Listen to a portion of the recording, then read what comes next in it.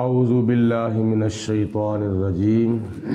بسم اللہ الرحمن الرحیم قال اللہ تبارک و تعالی فی القرآن المجید والفرقان الحمید۔ قرآن پاک سورۃ رعد کی آیت نمبر 17 ہے۔ اللہ پاک ارشاد فرماتا ہے انزل من السماء ماء، اللہ کی ذات وہ ذات ہے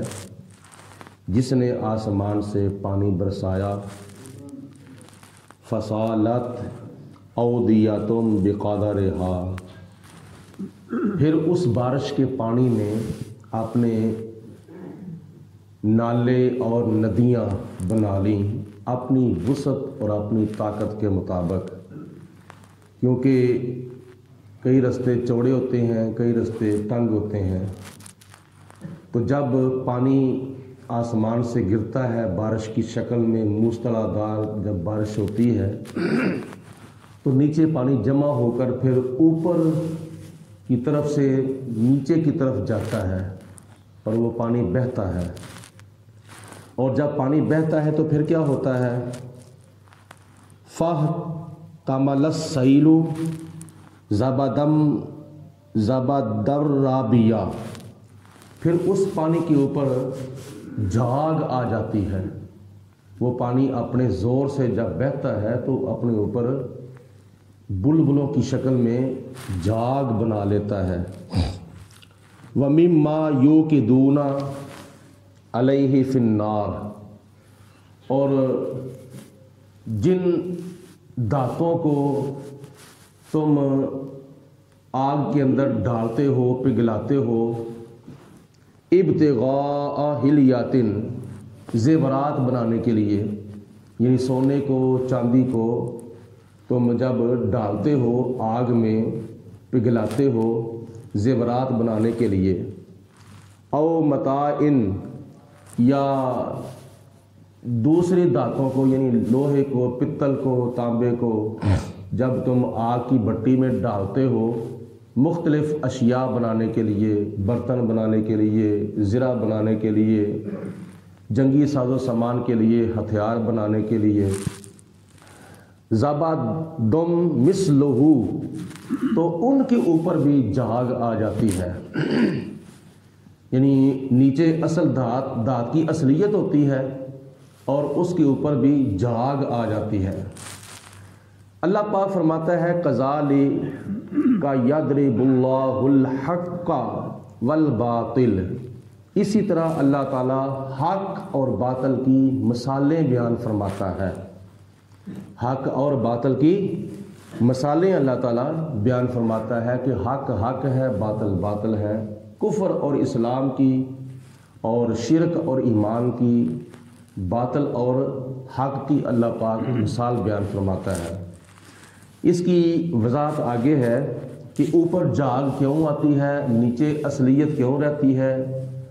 وہ فَأَمَّا الزَّبَدُ فَيَذْهَبُ جُفَاءً، ان کے اوپر جو جھاگ ہوتی ہے پانی کے اوپر،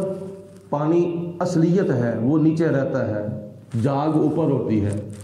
اسی طرح دوسری دھاتیں یعنی سونا، چاندی، پتل، تانبا جب ان کو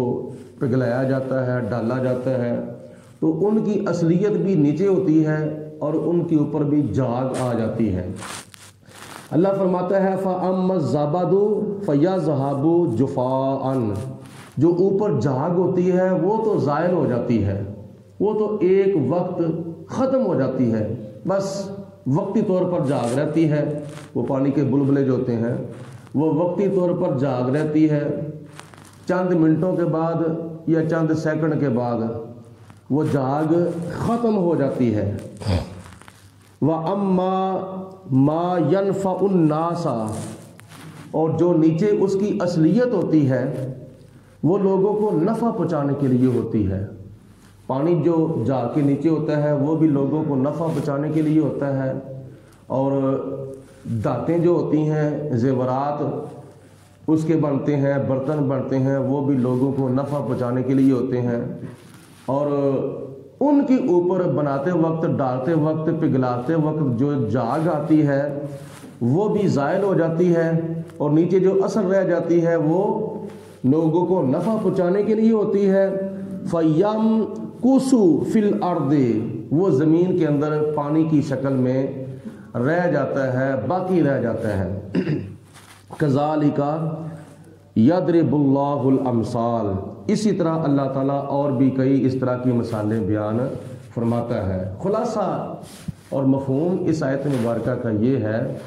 کہ ایک چیز ہوتی ہے عارضی طور پر، وقتی طور پر، اور ایک چیز ہوتی ہے بقا کے لیے، ہمیشہ رہنے کے لیے۔ نیچے جو پانی تھا یا دھاتیں تھیں وہ اصلیت ہے، ان کے لیے بقا ہے، ان کے لیے ہمیشگی ہے، ان کے لیے غلبہ ہے۔ لیکن جو اوپر جاگ ہے اگرچہ وہ اوپر ہے، جو جاگ ہے اگرچہ وہ اوپر ہے، لیکن چند سیکنڈ کے لیے، چند منٹوں کے لیے، اور وہ ختم ہونے والی ہے اور عارضی طور پر ہے۔ اسی طرح اللہ پاک کی ذات بابرکات نے کفر کو اور اسلام کو رکھا ہے۔ جب جنگ ہوتی ہے مسلمانوں کی کافروں کے ساتھ تو وقتی طور پر اگر کافر جیت بھی جائیں، ان کو غلبہ بھی مل جائے، لیکن وہ ان کا غلبہ ہمیشہ نہیں رہتا۔ نیچے اسلام ہوتا ہے، اوپر اگر کفر آ جاتا ہے تو وہ ہمیشہ کے لیے کفر اوپر نہیں رہتا۔ جیسا کہ آپ نے یہ واقعہ سنا ہے، واقعہ کربلا، جب حضرت سیدنا امام حسین رضی اللہ تعالی عنہ کو اور آپ کے رفقا شہداء کو یزیدیوں نے شہید کر دیا میدان کربلا میں۔ حضرت امام حسین کے 72 افراد جب شہید ہو گئے تو وقتی طور پر تو یزیدیوں نے فتح کے ڈھول بجا دیے تھے، فتح کے نکارے بجا دیے، فتح کی توتیاں بجا دی تھیں۔ وقتی طور پر یزیدی کہتے ہیں کہ ہم جیت گئے ہیں، حسین ہار گیا ہے، وقتی طور پر۔ لیکن جب حضرت سیدنا امام زین العابدین رضی اللہ تعالیٰ عنہ کو اور دوسرے افراد کو قیدی بنا لیا گیا، زنجیریں ڈال لی گئیں، جب کربلا سے قافلہ کوفے کی طرف جا رہا تھا تو راستے کے اندر ایک مسجد سے اذان کی آواز آئی، تو اذان کی جب آواز آ رہی تھی تو کیا نام ہے، کسی بابا جی نے پوچھا کہ بتاؤ امام زین العابدین کیا ہوا ہے؟ آپ نے فرمایا جنگ ہوئی ہے۔ کس کی ہوئی ہے؟ حق اور باطل کی ہوئی ہے، حسین اور یزید کی ہوئی ہے۔ بابا جی پوچھتے ہیں جیتا کون ہے، ہارا کون ہے؟ آپ نے فرمایا یہ مسجد سے جو اذان کی آواز آ رہی ہے، اس اذان کے اندر دیکھ لو اور سن لو، اگر یزید کے نانے کا ذکر کیا جا رہا ہے تو سمجھو یزید جیتا ہے،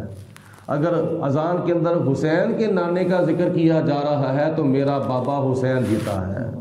قتل حسین اصل میں مرگ یزید ہے، اسلام زندہ ہوتا ہے ہر کربلا کے بعد۔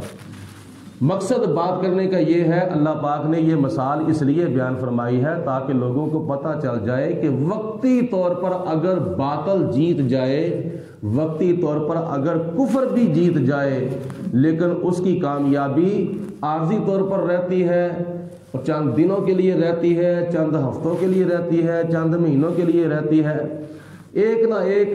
دن ایسا ضرور آتا ہے کہ اللہ پاک کفر کو مغلوب فرما دیتا ہے اور اسلام کو غالب فرما دیتا ہے۔ جیسے جاگ کے نیچے آئی ہوئی اس کی اصلیت زائل نہ ہوتی، جاگ ضائع ہو جاتی ہے، جاگ زائل ہو جاتی ہے، جاگ فنا ہو جاتی ہے، جاگ ختم ہو جاتی ہے۔ اسی طرح اصلیت اسلام ہے اور کفر اور باطل جو ہے وہ ایک جاگ کی مانند ہے، تو وہ کفر بھی ایک نہ ایک دن ختم ہو جاتا ہے، اللہ پاک اسلام کو غلبہ عطا فرماتا ہے۔ یہی وجہ ہے کہ نبی پاک علیہ السلام کی حدیث پاک ہے کہ قیامت سے پہلے ایک وقت ایسا ضرور آئے گا، حضور فرماتے ہیں پوری دنیا پر اسلام کا غلبہ ہوگا، پوری دنیا پر اسلام کی حکومت ہوگی۔ اللہ پاک کی ذات بابرکات نے ارشاد فرمایا للذین استجابوا لربہم الحسنی، جو لوگ اپنے رب کا حکم قبول کرتے ہیں پھر اس کے اوپر عمل کرتے ہیں، اپنے رب کی دعوت کو قبول کرنے کے بعد اس کے اوپر عمل کرتے ہیں، ان کے لیے بھلائی ہے، ان کے لیے کامیابی ہے، ان کے لیے جنت ہے۔ والذین لم یستجیبوا لہ، اور جو لوگ اپنے رب کی دعوت کو قبول نہیں کرتے، اپنے رب کی دعوت کو قبول کر کے اس کے اوپر عمل نہیں کرتے، حکم نہیں مانتے، قیامت کے دن کیا ہوگا؟ لو ان لہم ما فی الارض جمیعا، اگر ان کے پاس زمین کی ساری دولت، زمین کی ساری چیزیں بھی موجود ہوں، جو زمین کے اوپر دولت ہے وہ بھی ان کے پاس اگر آ جائے، جو زمین کے اندر خزانے ہیں، ہیرے، لال، جوہرات، معدنیات، اگر وہ بھی ان کے پاس قیامت کے دن آ جائیں تو اس کے ساتھ وَمِثْلَهُ مَعَهُ، اتنی دولت اور ان کے پاس آ جائے، یعنی جتنی دولت زمین کے اوپر ہے، زمین کے اندر ہے، اس سے ڈبل قیامت کے دن ان کے پاس اگر دولت ہو تو لَفْتَدَوْا بِهِ، اگر وہ اپنے آپ کو جہنم کے عذاب سے بچانے کے لیے یہ دنیا کی ڈبل دولت کا، ساری دنیا کی ڈبل دولت کا فدیہ بھی دے دیں اللہ تعالیٰ کی بارگاہ میں، تو پھر بھی ان کا کیا حال ہوگا؟ اولئک لہم سوء العذاب، پھر بھی یہ لوگ وہ ہیں جن سے بڑا سخت عذاب، سخت حساب ہوگا،